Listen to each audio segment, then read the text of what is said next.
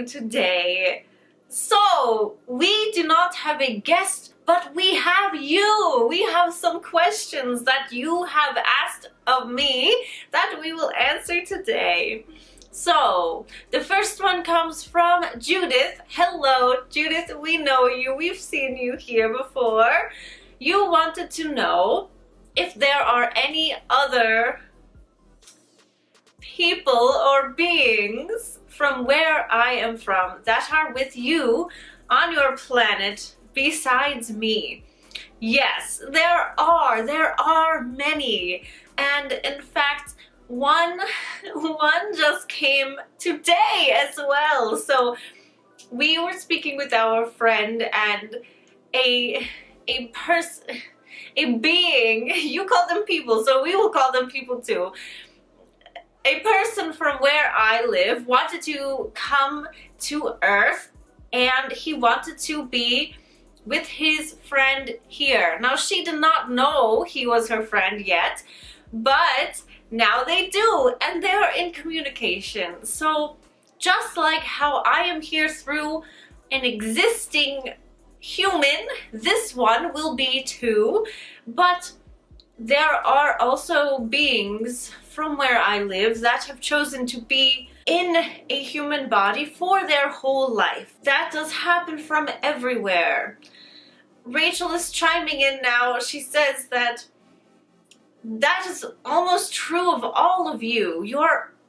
Most all of you who are listening here, we say are pulling energy from somewhere other than just source. You are filtering it through a star system that is not this one. And you are doing that because it is fun, because you are choosing to add things to your perspective here. Just like you can be born and have a sexual orientation and a gender affiliation here, you can also be born and have chosen to be from a different planet. That is totally acceptable and adds to your experience here. So it is very common for that to happen. And in fact, you are already doing it. There is a book, Soul Mastery, that is great for discovering where you resonate in the galaxy, where you feel you are bringing energy from. It's a wonderful book. You can read that to maybe get to know yourself a little bit more. Thank you, Judith, for your question. It's Rachel for a moment. So, Love444 asked if I, Rachel, have ever asked Intimate Alien about why I experienced that haunted house and those ghosts the way I did. This is interesting. I have never asked her before.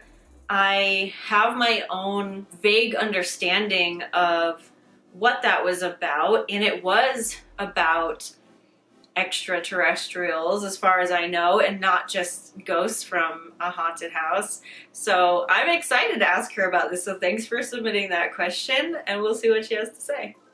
Oh, hello again! Yes, we will answer Love and Rachel's question now. Well, what Rachel experienced was just as we were saying. It is something that she designed before she came into this world.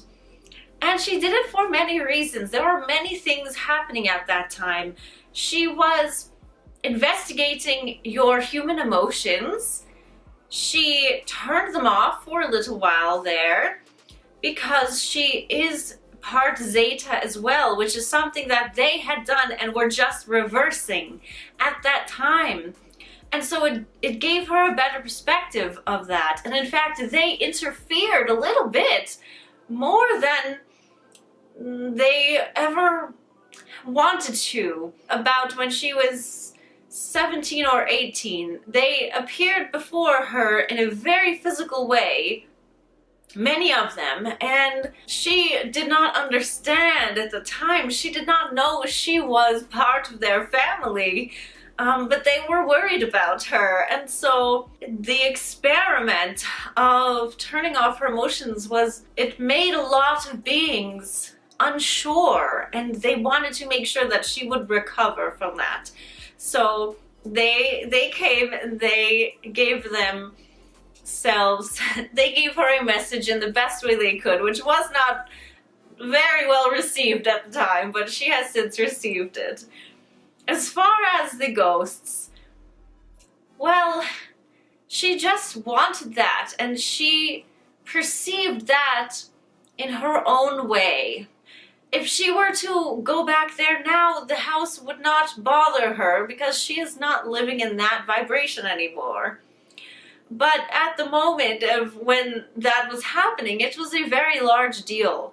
And her psychic senses, even though she already had access to them consciously, she would say exploded. They exploded. They were much more turned up on the volume at that time, so it was very overwhelming.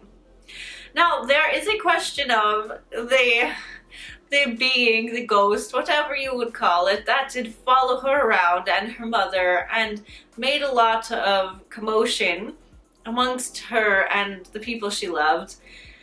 And it was funny. At the time, she was told that that was a intergenerational being and was following her for a long time, and it made her think about all of those romance novels set in different times where there was always one adversary. And not that she has ever read that, but that's just what she imagined. And we can tell you that when you are a bright light, but you do not know it, you do not claim it, you do not feel that way about yourself, you are a beacon. You are a beacon. Everyone wants to play with you. And if you yourself are not matching up with who you are, you will attract others who are not matching up with who they are. So it was attraction. It was nothing nefarious. It felt that way. And of course, you perceive consequences from that.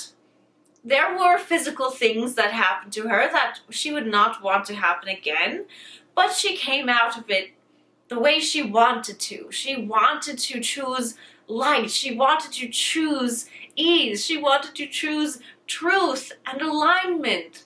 And that is what she got. She saw that the only way to overcome that situation was to feel better, to shore herself up, to grow her confidence. That was the only thing that helped. There were countless people trying to help her. None of them succeeded because no one told her to feel better, to grow, to do what she wanted to do.